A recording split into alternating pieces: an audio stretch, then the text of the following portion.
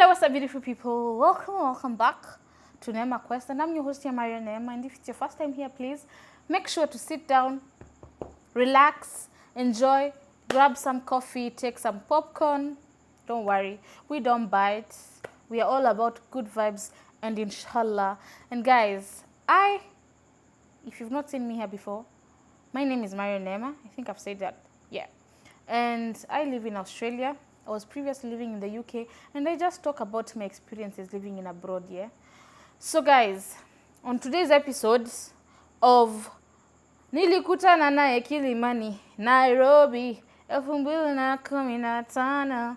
Ooh, Nairobi, yeah. Anyway, yes, guys. So today I'm gonna be talking about culture shocks. This one is a big one. Culture shocks. Culture shocks of living in abroad as an African lady. With no kids, by the way, at the moment. At the moment, I don't have kids, so... But I will still serve you tea of how it is bringing up kids here in abroad. Because me, now the culture shock, shock me. It shocked me like shock. I had to build shock absorbers. Yeah, guys, so I've actually written some things down so that I try as much as possible to say much, okay? So some of the culture shocks, and I think this for me was the first culture shock. When I went to UK, it was around the month of July. So they were almost going to spring, okay? They were almost going to spring. Is it spring or autumn? Wait, the one that is next to winter, that one. That is the one that they were almost going to. It's like I'm going to get some money. So what happened is, it was not too hot, but it was also not too cold. Like, it was just there in between. And let me tell you guys, you know, being brought up in Africa, especially as a Kenyan, you know, growing up, there are some clothes that you just can't wear. You know, like, there are some clothes you can't wear as an African lady. Let me tell you. Me, I came to abroad during that time. And let me tell you, what the ladies were wearing and the women of the United Kingdom were wearing. I had to call myself on a meeting and tell myself, this is normal. This is normal. This is just a shock for you, but this is very, very, very normal. Hey? Tell me, and it's not like I have a problem with it. It's because it was very new to me. Like, people wearing this and and someone being very confident in what they're wearing. And it's not like, you know, being like back at home, yes, you do wear trousers and people do wear shorts, but really, do people wear shorts that leave their bum outside? Me, unless like people who go like to party on the clubs, me, I don't know, but me, I've never seen people on the street wearing such short. And when you talk about short, you're almost, if you do like this, you can see the mtaro. We call it mtaro. You can see the bum line. Like, yeah, that's what I'm talking about, guys. And it was both women, kids, ladies. I was like, where? Kwani, people here are not scared. They just wear anything and anyhow. And please don't get this out of proportion. It is their culture here. Like, that is what they wear, especially when it is hot. Even here in Australia, that is one thing that I've seen. People do, like, me, I'm used to like the shorts, like short, you know, like short. But not, you know, booty short is booty, like the booty is outside. The booty is saying hi, the cheeks are greeting you. That's what I'm talking about. That's one thing that when I went to the UK, I was like, where? Tell me to just mind my business. I was like, and you know, like the first few days, you're like you feel a bit uncomfortable. But let me tell you, with time you get used to it. You're like, this is their way of life. During winter, they will cover up because it is cold. But during summer, you gotta get used to the shorts, my friend. Even people, like, because even there are some Africans and does I think it also depends with just how you were brought up really. For me, I can wear shorts till here, but I don't think I can like wear a booty short and be confident walking in it. I don't think I can, honestly. I feel like it's just a bit too much for me as an African. I don't think I can. But for somebody that has been born and brought up here, even for an African, it's very easy for them. Like it's a no-brainer. For me, to date, I'm still like, where? You just be walking and letting us see your butt cheeks and you're confident. Hey, it's okay. None of my business. What can I say? Yeah, that is one culture shock. That, especially with the dressing, that is one thing that really shocked me. And I was like, okay, I better not say any comment that will land me into trouble. You know, like, and like home, I remember there's a lady that was walking with shorts, especially, and it was in Nairobi, if I'm not wrong, and the border guys were trying to like, I don't know what they did to her. I can't remember really, but they did something to her that was not right, which was like in the cases of abuse and all that. Do you know here, you can't touch a woman at here. You touch someone or comment someone or give a negative comment about someone's dressing, my dear, that can land you into a lot of trouble. In fact, there's one thing that you learn when you come to abroad. You learn how to filter your words. Yes. See, with the African mindset where you just put things the way they are and you're like, I'll say it the way it is, my dear. Here, don't try that nonsense. You have to learn how to filter. If you want to say the way it is, say it to your people back at home. That's okay. Or like your people from Africa, your fellow Africans, you can say it the way it is. Don't have to filter.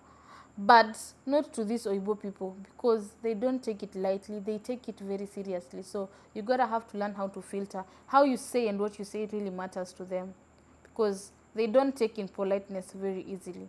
They take and they're easily offended, by the way. First of all, sometimes you might actually be saying something and you actually didn't mean what you were saying. Like, you're probably saying something and the concept of you saying it has a different meaning, and then they take it in another way and you can actually run into trouble. So that is just something I'm putting out there. Something else. Mannerism. Let me talk about mannerism, especially with kids. I don't have kids yet, but inshallah, very soon, I'm gonna be having my bam very soon, yeah? Soon! Yes, man, I want kids. So, hey, I'm telling you, I feel like, I don't know if it's because I'm living in rural Australia that now I'm finding it. At least kids down here, at least they got some manners, You know me, I lived in London. And let me tell you, kids in London don't have manners. They have zero manners. Zero manners, zero patience. First of all, me, I'd never seen and if you want to judge me, you judge me. Me, I'd never seen a vape. I saw a vape the first time when I went to the UK. That's the first time I saw a vape. So, it is normal, but it's very normal for, actually, just hold that thought over there. I'm coming back and I'm going to say why. Because the thought of the vape has come up. You know, something else that actually shocked me is that I thought people do smoke back at home, but I feel like white people smoke a lot. Like, their smoking is part of life. In fact, if you don't smoke, you are an amusement to them. Like, you don't smoke and you don't drink, they even wonder. Because for them, they smoke a lot. Like, you'll be walking on the streets and the streets are just smelling of, cigarette, and cigarette, like, it was just too much for me, by the way, when I got into the country for the first time, especially because I was living in Uxbridge, and it's a white people's area. I'm telling you, that place, the streets are smelling of cigarette left, right. Those guys smoke a lot. These guys, or those guys there, they smoke a lot. Like, smoking is no joke for them. Like, they do smoke very seriously. Yeah, that is also one thing that, man, it shocked me. It shocked me. These guys smoke, and it's both women and men. So, I am saying this because connecting to what I was saying about the vape and talking about the kids is, me, remember, like, being in high school. Do you know how many times people were being suspended to go back at home because they were found smoking? Smoking, guys. Now, I'm here in the UK, and kids are smoking vape. shamelessly in front of you and in front of everyone, in the bus, inside the bus, outside, any, they just smoke with reckless abundance. They're just smoking. Me, first of all, that was a shock to me. And you're like, is this not a 14-year-old? Why would a 14-year-old be smoking? Guys, actually, this, and it is not like it is legal. I don't think it is legal for kids to smoke. It's just because I think it has gotten to a point where like it's even out of the control, like they can't control it anymore, because these things are readily available. Though I know, like, for you to go get a vape, you have to be, I think, 18 years and above, and you have to show your ID. But I don't know how these kids get those vapes. But these kids smoke. Me, I'm telling you, the number of times I saw kids smoking on the streets, on the bus, and especially these teenagers. It was crazy. And when I talk about mannerism, these guys, it's like their way of talking, and I mean language, the language they use is very vulgar. That's the word. They are very vulgar. And they are very vulgar and very loud. Someone will be saying, F you. Like the way they talk. And they don't listen. Sometimes they go, like when they get into the bus, they make so much noise, especially if you're someone who's like from work and they're making so much noise and they can't be told to shut up. They're just talking, like they're very loud and they're using abusive language, and you're like, oh my goodness, they're just very vulgar and they're just very like rowdy. They're also very rowdy, and you're like, oh my goodness, this is not what I'm used to, for heaven's sake. I remember there's a point I was in the bus and the kids were so rowdy that this lady she was a Jamaican. She was so fed up. She stood up and she was like, can you kids just shut up for once? She was so fed up because the noise was too much. But let me tell you, these kids, they don't give a damn. In fact, they looked at her and they started laughing. That's how kids are. Like, kids will make you feel small. They'll make you feel small because there's nothing you can tell them. And remember, unfortunately, the unfortunate bit about raising kids down here in abroad is that you can't beat kids. Like, you can't, like, the way of disciplining kids is very different. First of all, kids know they are right. So you can't just be spanking kids. In fact, spanking in the UK was very illegal. I'm not sure about spanking here, but I'm not sure if it's illegal or if it's not illegal. I'm not sure. But I know in the UK, spanking is very, very, very illegal. You literally cannot spank a kid. If you have to spank a kid, just do it at your own risk. And it's just a lot of things are going to be involved. You don't want your kids to be taken away by social workers. And you don't want to be dealing with safeguarding and police because you just wanted to correct your child. The discipline, the disciplining up here or down here is just, I feel like parents go through a lot. Like, as a parent, you go through a lot because there are some things you can't do. There's a way that you are raised back at home that you can't raise your child.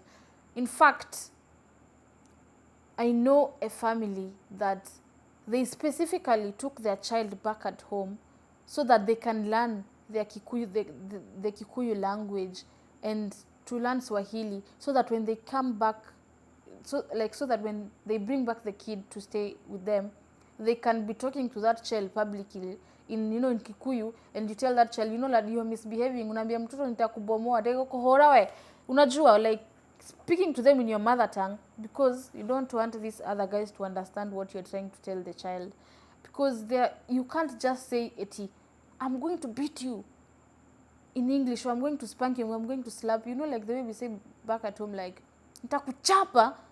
Like, you can't say that in English over here, yay, my dear. Before they say that you're abusing your child and your child is taken away, you don't want to. It's crazy. Raising kids, it's crazy, guys. It's Aki, parents go. Me, in fact, I'm going to do the due diligence and bring a parent and let a parent talk about this, But let me tell you, raising kids is crazy. You want your child to have the African morals that you're brought up with. You want your child to, but remember, this, in fact, gets to a point where your child will be telling you outrightly, Bam, you can't do this to me. Your child will be telling you, but because these kids are taught in school. These kids, when they go to school, their teachers ask them, is there anything that your parent did to you that you, like their teachers follow up, especially for black kids. My dear, if you're coming to abroad and you're a black parent, or you're an African, just come with some hard skin, because be prepared for the worst. I'm telling you. There's some things, there's some morals that you'll see your kids starting to, or there's a way you'll see your child starting to behave, and you're like, where? Who you? Nitabomoa ama sijui. You feel like, I think I'm just going to take this child back home, because I don't know if I have the muscle capacity to continue with this, because it's hard. Let me tell you. Parents down here, they've had to grow another skin on top of what they have, because it's not easy. Raising kids in abroad is actually very hard. And because also the social systems here are very active, and they protect the kids a lot. Like, the kid is actually number one. So there's some things you can't just do to your child, even if it's your child. There's some things you can't say to your child, even if it's your child. Because if your child is to go and report you, they take it very, very seriously. And you don't want your child to be taken away. And on that note, I'm going to be talking about religion. Imagine, religion was brought to us by these guys. In fact, Kenyans, we were colonized by the British. And being colonized by the British, they're the ones who brought the message of Christianity to us, okay? So these guys brought us the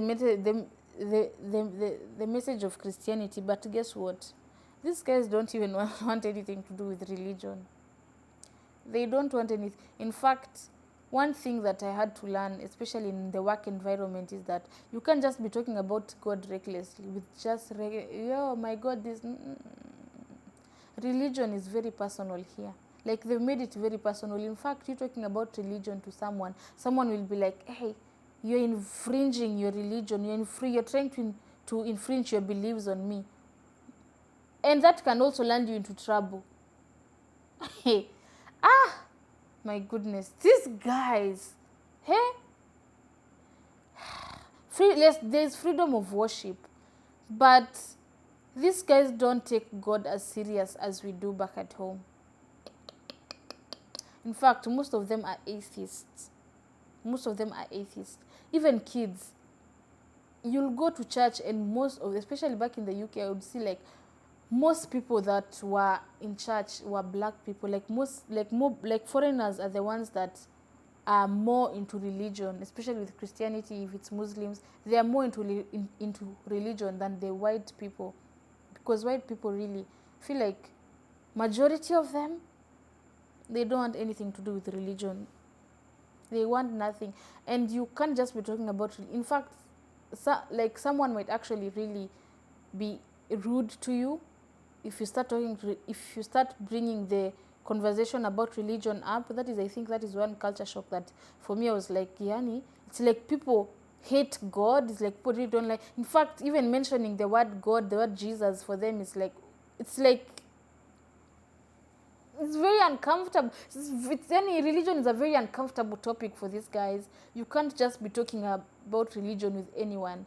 And at the end of the day, we need to speak about the message of God, Jesus Christ, But I don't know, these guys, I pray for them, because let me tell you, they have been sucked up by human rights and all these rights and all this advocating for all these things, until they've made life become so, I don't even know how to put it, but I don't know, God will come through for them in their own way. But religion here is not it is not taken serious as the way we take religion back at home. In fact, here pastors are not a biggie. The way pastor back at home is given, they have some standards. Like a pastor can command a crowd. A pastor will command a crowd. A pastor will have say. Some pastors even have positions. Yeah, I hear a pastor. In fact, you see the way back at home, religion is used for politics. My dear, here religion has nothing to do with politics. You don't start using religion to campaign.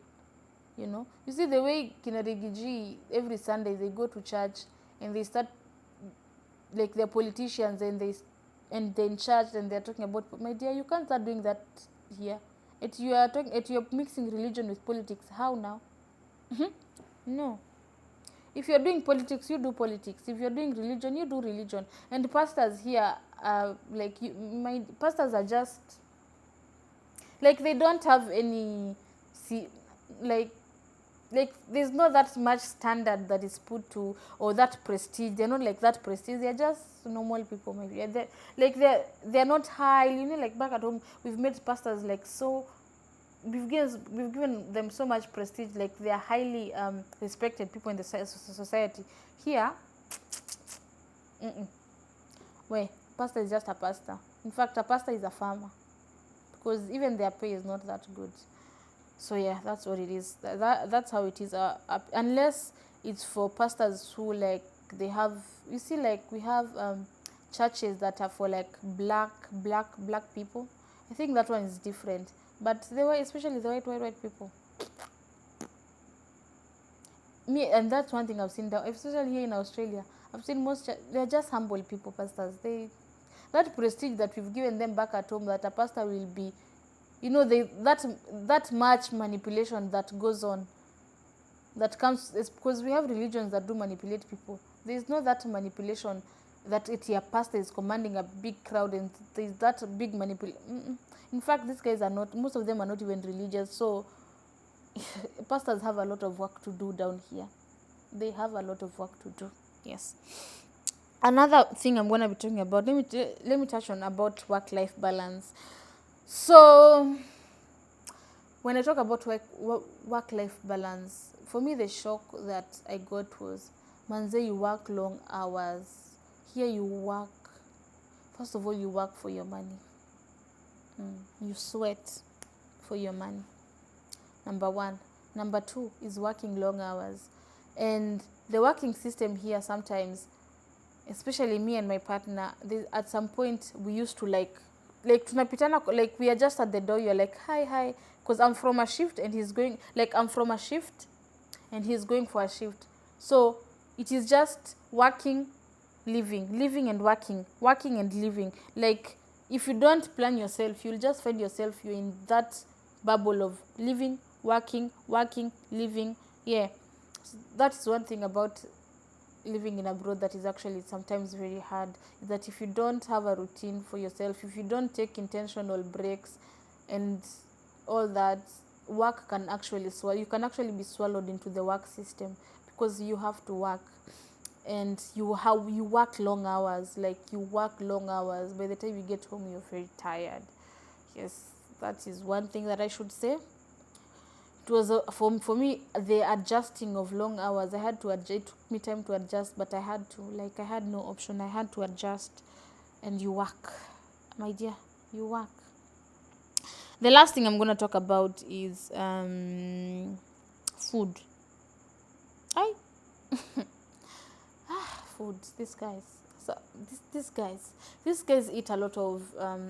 First of all, I feel like there's a good side to it and there's a bad side to it. The good side of it is that these guys actually embrace a lot of vegetables. I've seen, like, first of all, white people don't eat much. That's number one. I know there's what shows, like, it's shown on the media, but I'm talking about like for reality, like my biggest observation is that white people don't eat much, and they actually tend to eat a lot of, like, they embrace eating salads and vegetables a lot. Like eating raw raw tomatoes, eating raw onions, very normal.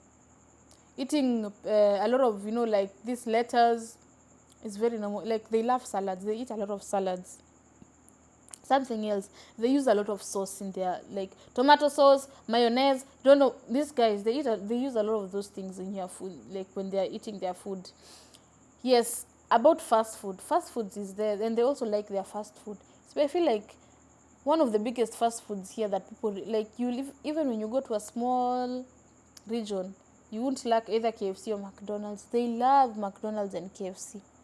They love fast food a lot. Like they cherish they eat a lot of takeaways, and they also don't cook food a lot like we do. For us, we cook food a lot. Like cook food from scratch a lot. Here you'll find a lot of frozen food in the supermarket. And also, like, there are companies that are actually making a lot of money from preparing food and selling food, like frozen food and packaging. I think there's this one called a Hello Fresh that, like, it these guys, they don't have time to go if they can get anything at their doorstep, they will make sure they will get it at their doorstep. Like ordering food, ordering their shopping online. They like easy life. White people, they like easy life. They don't like stress.